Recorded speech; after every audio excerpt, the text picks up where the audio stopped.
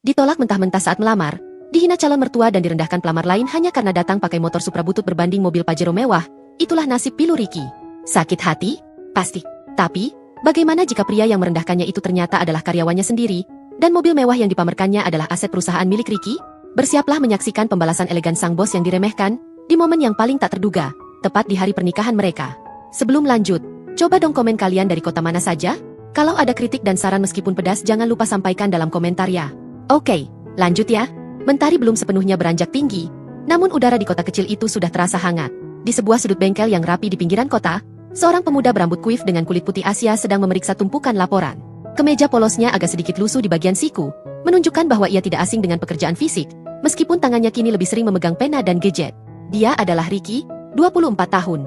Dari penampilannya, tak ada yang akan menduga bahwa Ricky adalah otak di balik jaringan bisnis reparasi dan bengkel mobil yang kini dikenal luas sebagai Auto Jaya Group, sebuah nama yang cukup disegani di industri otomotif lokal.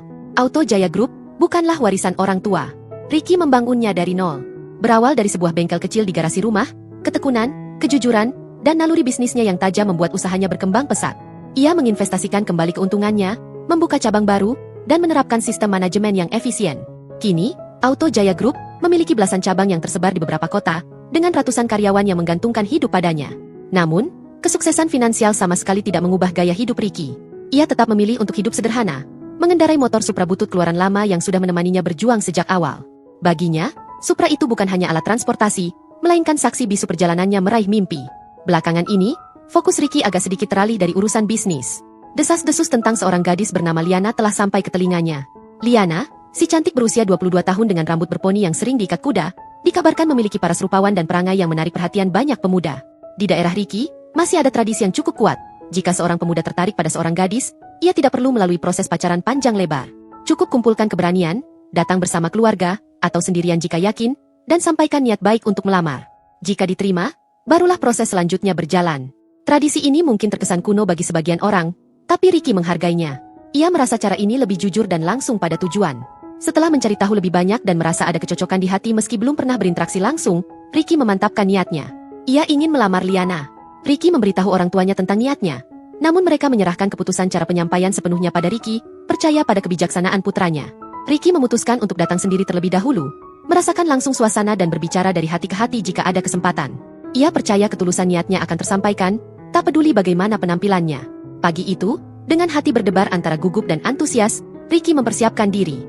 Ia mengenakan kemeja polos yang rapi, merapikan rambut kuifnya, lalu meraih kunci Supra miliknya yang terawat baik. Mesin motor tua itu langsung menyala dengan deru khasnya. Ricky menaiki Supra itu, meletakkan sebuah bingkisan sederhana yang ia bawa di keranjang depan. Bingkisan itu tak berisi barang mewah, hanya buah tangan sebagai tanda sopan santun. Ricky menarik napas panjang, menatap jalan di depannya. Ia tidak datang dengan konvoi mobil mewah atau iring-iringan keluarga besar. Ia datang sendirian, hanya berbekal niat tulus, Supra bututnya, dan keyakinan bahwa kepribadian dan hati seseorang jauh lebih penting dari sekadar harta benda. Perjalanan menuju rumah Liana pun dimulai, membawa harapan akan sambutan yang baik. Perjalanan Ricky dengan Supranya memakan waktu sekitar 30 menit. Ia melewati jalan-jalan yang tidak terlalu ramai, jantungnya berdebar semakin kencang seiring mendekatnya tujuan. Akhirnya, ia tiba di alamat yang diberikan. Di hadapannya berdiri sebuah rumah yang asri, dengan halaman depan yang tertata rapi dan banyak tanaman hias. Tampak terawat dan nyaman. Ricky memarkir Supranya di tepi jalan, mematikan mesinnya yang langsung terhenti dengan bunyi khasnya. Ia menarik napas dalam, mencoba menenangkan diri. Saat pandangan Ricky menyapu halaman, matanya terpaku pada sebuah objek besar berwarna hitam yang terparkir gagah di carport samping rumah. Sebuah mobil Pajero Sport yang mengkilap. Kendaraan itu tampak kontras dengan suasana rumah yang tenang dan sederhana. Alis Ricky terangkat sedikit. Ada tamu penting? Pikirnya sekilas. Tak lama kemudian, pintu mobil Pajero itu terbuka, dan seorang pemuda keluar. Penampilannya cukup mencolok. Rambutnya ditata model undercut, mengenakan kemeja bermerek yang tampak mahal, dan perawakannya gagah dengan kulit sawo matang khas Indonesia. Ricky merasa familiar dengan wajah itu. Ia seperti pernah melihatnya di salah satu laporan bulanan atau foto karyawan dari salah satu cabang, Auto Jaya Group, tetapi tidak ingat persis di mana atau posisinya. Ricky memang jarang turun langsung ke semua cabang, sebagian besar sudah ia percayakan pada manajer operasional kepercayaannya. Pemuda itu, yang belakangan diketahui bernama Edo, menoleh ke arah Ricky. Pandangannya jatuh pada motor Supra butut Ricky yang terparkir. Sebuah seringai tipis, yang jelas menunjukkan rasa superioritas, muncul di wajah Edo. Ia berjalan menghampiri Ricky dengan langkah santai, seolah ia adalah pemilik tempat itu. "Mau cari siapa, Mas?" tanya Edo dengan nada yang terdengar sedikit meremehkan, matanya masih tertuju pada Supra Ricky. Ricky tersenyum sopan, mengabaikan nada bicara Edo. "Selamat pagi, saya Ricky. Saya ada janji, maksud saya datang kemari untuk bertemu keluarga Bapak Prapto. Mata Edo melebar sedikit. Senyum remehkannya memudar digantikan ekspresi terkejut bercampur waspada. Ricky? Saya Edo.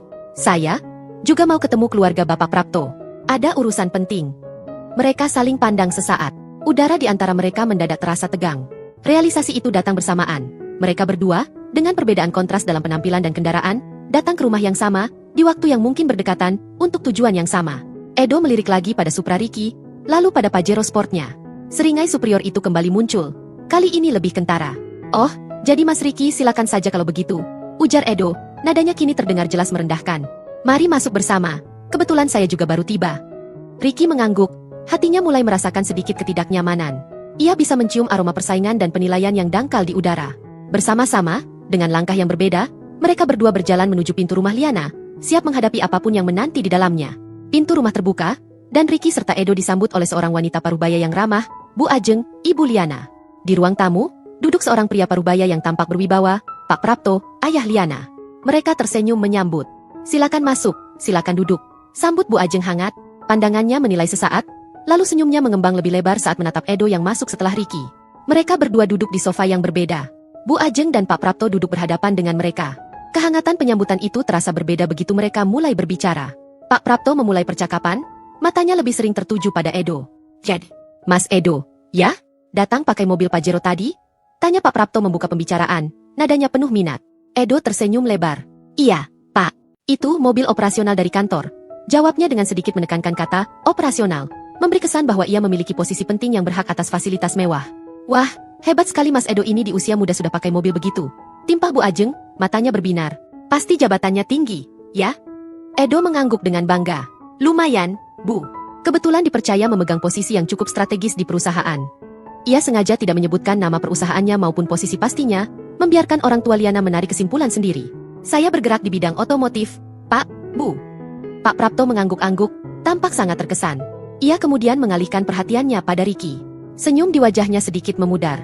Nah, kalau Mas Ricky datang pakai motor tadi. Ricky merasakan perubahan nada bicara Pak Prapto. Iya, Pak, saya Ricky. Saya juga berbisnis di bidang otomotif, Pak. Bengkel dan reparasi mobil, jawab Ricky jujur. Bu Ajeng mengerutkan kening. Bengkel? Jadi tukang bengkel, Mas? Tanyanya, nadanya terdengar sangsi dan kurang antusias. Bukan hanya tukang bengkel, Bu. Saya pemiliknya, kata Ricky pelan, mencoba menjelaskan posisinya yang sebenarnya. Pak Prapto dan Bu Ajeng saling pandang sejenak, tampak tidak yakin. Pemilik? Bengkel kecil mungkin, ya? Soalnya Mas Ricky datang pakai motor butut begitu. Celetuk Pak Prapto, tanpa menyaring kata-katanya. Beda sekali sama Mas Edo yang sudah jelas mapan, datang pakai mobil mewah. Kalau pemilik bengkel besar kan pasti juga punya mobil bagus. Edo tersenyum tipis mendengar komentar itu, merasa di atas angin. Ia menambahkan, iya, Pak, Bu. Di bidang otomotif memang persaingannya ketat. Yang namanya bos bengkel kalau cuma punya 1 atau 2 cabang kecil sih, ya begitu deh.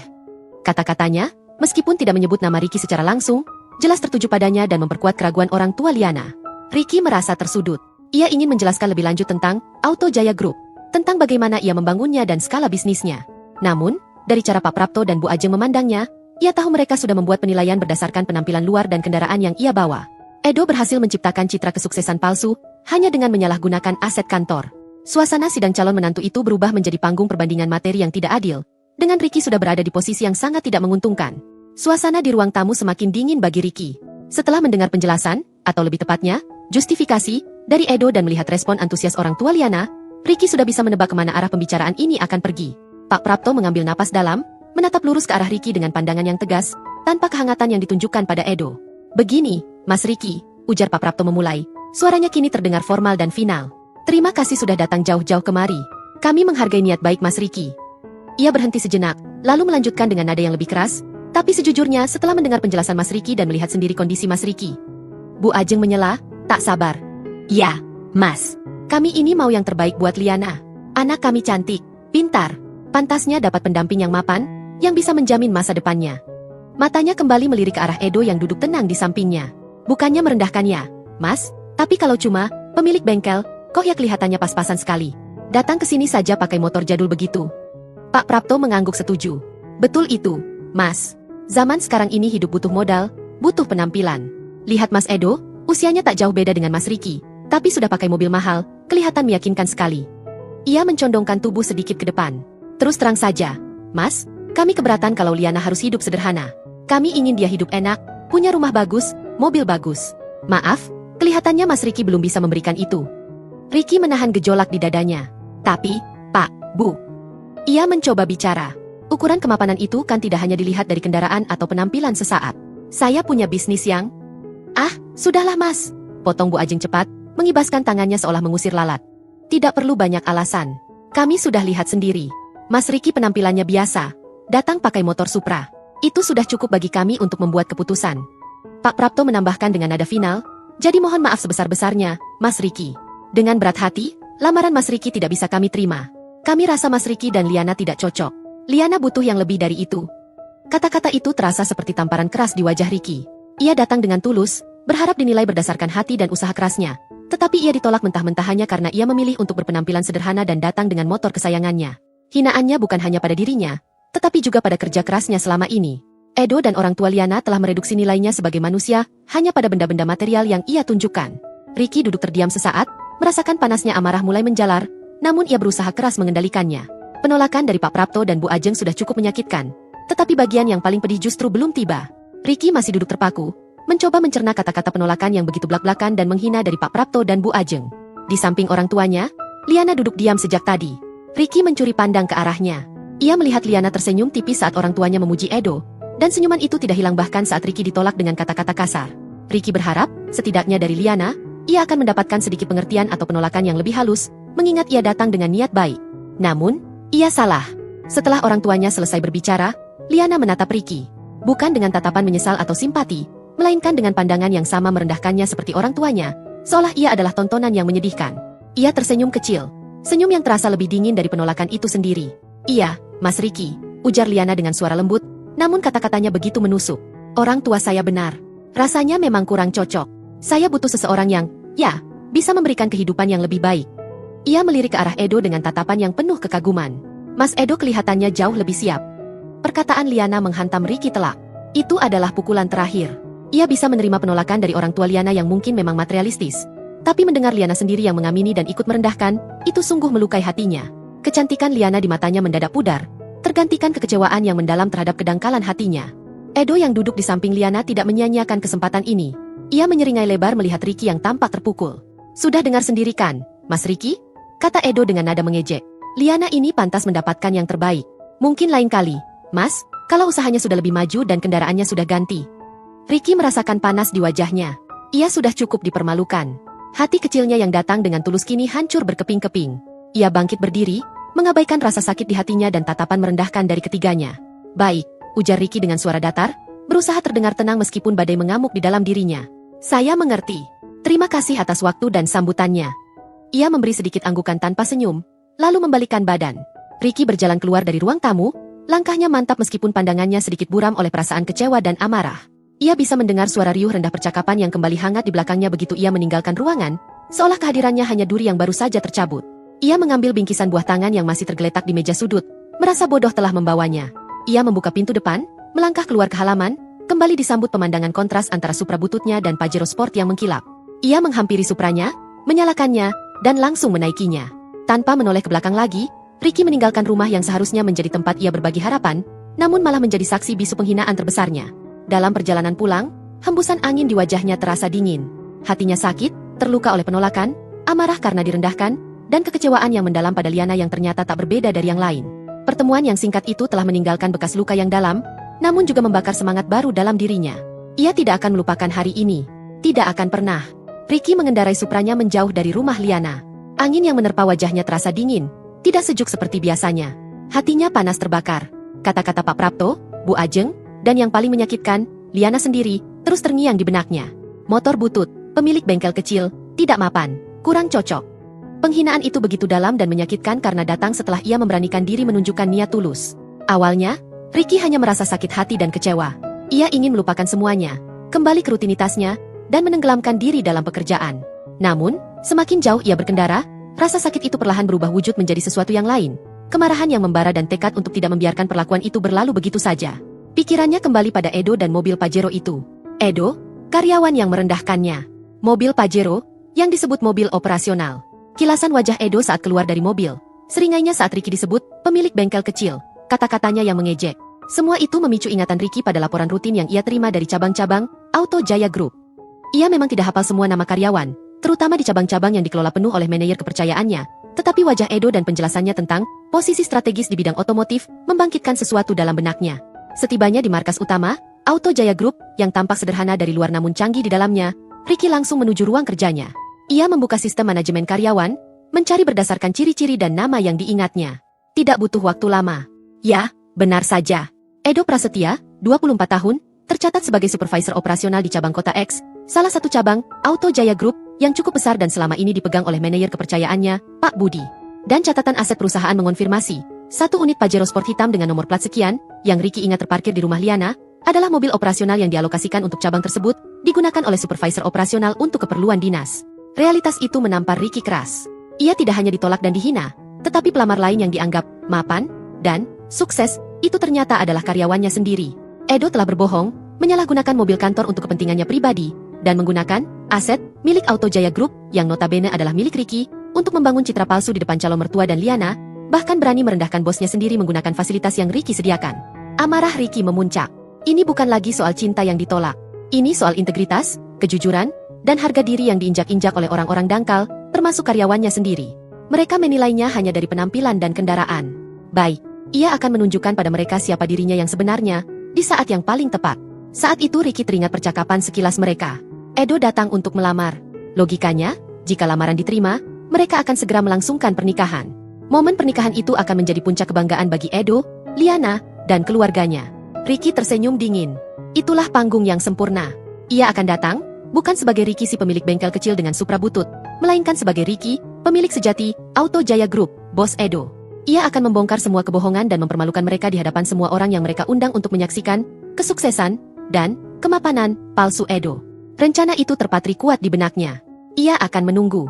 Menunggu hari di mana mereka akan merasakan sendiri pahitnya dipermalukan. 1 bulan berlalu sejak hari yang meninggalkan luka dalam bagi Ricky. Di lingkungan tempat tinggal Liana, kabar tentang pernikahannya dengan seorang pemuda sukses yang memiliki mobil mewah menyebar dengan cepat bagai api di padang rumput kering. Liana dan Edo menjadi pusat perhatian. Undangan pernikahan mewah disebar, mengumumkan janji suci mereka.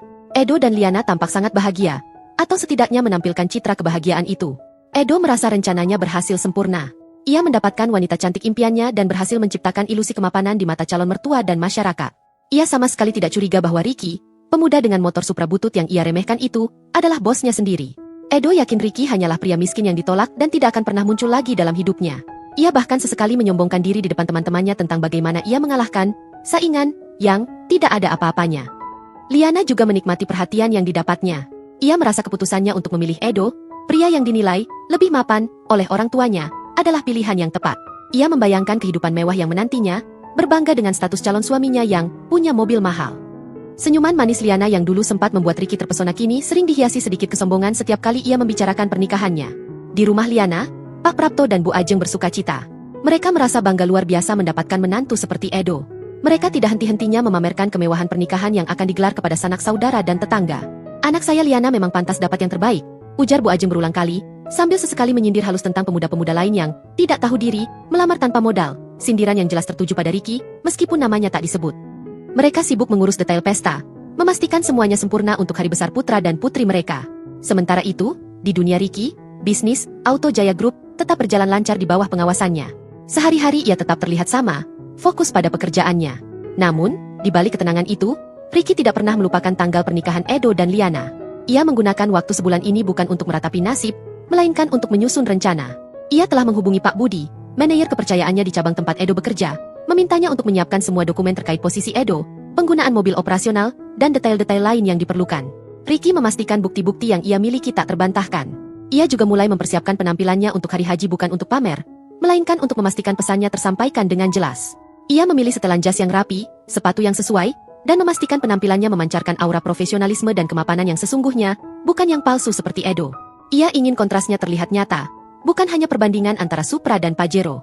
Malam sebelum hari H, Ricky duduk di ruang kerjanya.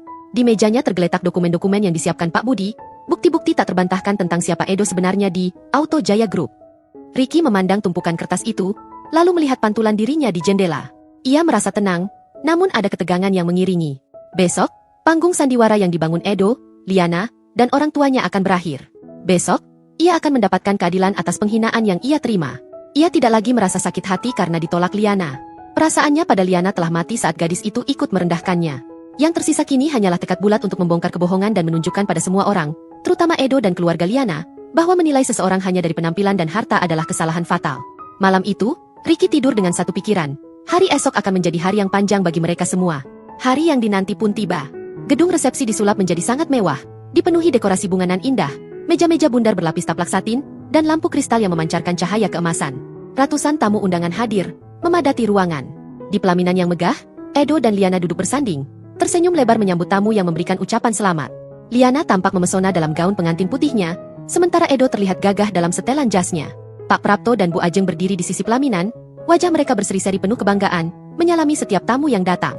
Mereka merasa inilah puncak keberhasilan, menikahkan putri semata wayang dengan pemuda, mapan, yang akan menjamin masa depan cerah bagi keluarga mereka. Di tengah keramaian dan kemeriahan itu, seorang pria berjalan masuk ke dalam gedung. Penampilannya berbeda drastis dari hari lamaran sebulan lalu. Ia mengenakan setelan jas berwarna gelap yang pas badan, rambut kuifnya tertata rapi, dan langkahnya memancarkan aura percaya diri dan wibawa. Beberapa tamu menoleh, merasakan kehadiran yang berbeda. Pria itu adalah Ricky. Ricky berjalan perlahan menyusuri karpet merah menuju pelaminan. Beberapa tamu yang pernah melihatnya di rumah Liana, terutama tetangga-tetangga Liana, tampak terkejut melihat perubahannya. Bisik-bisik mulai terdengar.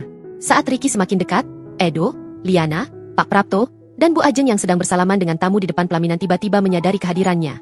Senyum di wajah mereka seketika memudar. Mata mereka terbelalak melihat penampilan Ricky yang kini sangat berbeda. Jauh dari kesan, pemilik bengkel kecil dengan motor butut. Ekspresi terkejut bercampur panik melintas di wajah Edo. Ricky berhenti di depan pelaminan, berhadapan langsung dengan mereka berempat. Ia tersenyum, tapi senyum itu bukanlah senyum kehangatan, melainkan senyum yang dingin dan penuh perhitungan. "Selamat atas pernikahan kalian, Edo dan Liana," ujar Ricky dengan suara jelas, terdengar di tengah keriuhan musik dan obrolan. Suaranya menarik perhatian lebih banyak tamu.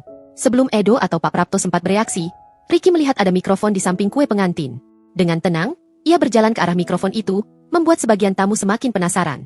Pak Prapto mencoba mencegahnya. "Hei, Mas, mau apa kamu?" Namun, Ricky mengabaikannya. Ricky meraih mikrofon, memastikan semua orang bisa mendengarnya. Ruangan mendadak hening. Semua mata tertuju pada Ricky. Edo, Liana, Pak Prapto, dan Bu Ajeng tampak pucat. Firasat buruk menghantam mereka kuat-kuat. "Hadirin sekalian," kata Ricky memulai, suaranya tenang dan tegas. "Perkenalkan, nama saya Ricky. Saya datang ke sini untuk memberikan ucapan selamat dan sedikit pencerahan." Ia berhenti sejenak, memandang lurus ke arah Edo dan Liana. "Sebulan lalu," lanjut Ricky, "saya datang ke rumah Liana dengan niat baik untuk melamar. Tapi, niat baik saya ditolak dan direndahkan, hanya karena saya datang mengendarai motor Supra butut. Saya dibandingkan dengan Mas Edo, yang dianggap jauh lebih mapan karena datang dengan mobil Pajero Sport." Ricky melihat Edo gelisah di pelaminan. Saat itu, orang tua Liana menilai saya tidak layak karena penampilan dan kendaraan saya. Liana pun ikut mengamini keraguan orang tuanya dan merendahkan saya. Ricky menarik napas. Mereka tidak tahu bahwa pemilik bengkel kecil dengan motor butut ini sebenarnya adalah pemilik dari jaringan bisnis reparasi dan bengkel mobil Auto Jaya Group. Mata para tamu membelalak kaget. Nama Auto Jaya Group cukup dikenal. Ricky menunjukkan selembar dokumen yang ia pegang. "Ini adalah bukti kepemilikan sah saya atas Auto Jaya Group." Ia kemudian mengalihkan tatapannya sepenuhnya pada Edo. "Dan yang paling ironis," kata Ricky, suaranya meninggi sedikit, "adalah Mas Edo yang duduk di sana itu." Ia menunjuk Edo. "Adalah salah satu karyawan saya di Auto Jaya Group." Gelombang kejutan menyapu seisi ruangan. Edo terpaku, wajahnya memerah pada menahan malu dan amarah. "Mobil Pajero Sport yang dibanggakan itu," lanjut Ricky, "bukan milik pribadi Mas Edo. Itu adalah mobil operasional kantor Auto Jaya Group yang dialokasikan untuk jabatannya sebagai supervisor operasional di salah satu cabang." Ricky menatap Edo dengan pandangan dingin. "Jadi, Mas Edo datang melamar dengan berbohong tentang statusnya dan menyalahgunakan aset perusahaan milik saya untuk membangun citra palsu, bahkan merendahkan saya, bosnya sendiri, di depan calon mertua dan calon istri Mas Edo." Ricky memandang Pak Prapto dan Bu Ajeng yang kini tampak syok dan malu luar biasa. "Pak Prapto, Bu Ajeng," katanya, "kalian menolak ketulusan saya hanya karena motor Supra, sementara kalian menerima kebohongan dan ilusi yang dibangun oleh karyawan saya sendiri menggunakan mobil kantor saya." Ia lalu menatap Liana yang kini menunduk, tidak berani menatap matanya. "Liana, kamu memilih kekayaan palsu dan mengabaikan hati yang tulus hanya karena penampilan luar." Suasana hening mencekam. Semua mata tertuju pada keluarga di pelaminan yang kini menanggung beban malu yang luar biasa. "Atas penyalahgunaan aset perusahaan dan perilaku tidak etis yang mencoreng nama baik Auto Jaya Group," kata Ricky dengan suara tegas yang menggema di ruangan, "maka terhitung mulai hari ini, Saudara Edo Prasetya saya pecat secara tidak hormat." Kata-kata itu bagai petir di siang bolong. Edo berdiri dari duduknya, hendak protes, namun tidak ada kata yang keluar dari mulutnya. Liana memegang erat lengan Edo, wajahnya panik dan menyesal. Pak Prapto dan Bu Ajeng berdiri seperti patung, tidak percaya apa yang baru saja terjadi. Ricky meletakkan mikrofon kembali ke tempatnya. Ia memandang sekilas ke arah Edo, Liana, dan orang tuanya yang kini menjadi pusat tontonan yang memalukan, bukan karena kemewahan, melainkan karena kebohongan yang terbongkar. Ricky merasa lega, bukan karena dendam terbalaskan, melainkan karena kebenaran telah terungkap. Ia telah menunjukkan pada mereka bahwa menilai seseorang hanya dari materi adalah kesia-siaan. Kekayaan sejati adalah integritas dan kejujuran. Tanpa mengucapkan sepatah kata lagi, Ricky membalikan badan dan berjalan keluar dari gedung resepsi yang megah itu. Ia meninggalkan Edo dan Liana di pelaminan mereka yang kini terasa seperti panggung penghakiman, dengan ratusan mata menatap mereka penuh tanda tanya dan kasihan. Ricky meninggalkan mereka dengan konsekuensi dari kedangkalan dan kebohongan yang telah mereka lakukan. Ia kembali ke Supra bututnya yang terparkir di luar, kendaraan yang menjadi saksi bisu perjalanan dan nilainya yang sesungguhnya. Begitulah akhir dari kisah Ricky, Edo, dan Liana. Sebuah pengingat bahwa nilai sejati seseorang tidak pernah bisa diukur dari harga pakaian yang ia kenakan, apalagi dari jenis kendaraan yang ia kendarai. Ketulusan, kejujuran, dan kerja keras akan selalu menemukan jalannya untuk bersinar, bahkan setelah direndahkan oleh penilaian yang dangkal. Semoga kisah ini menjadi pelajaran bagi kita semua.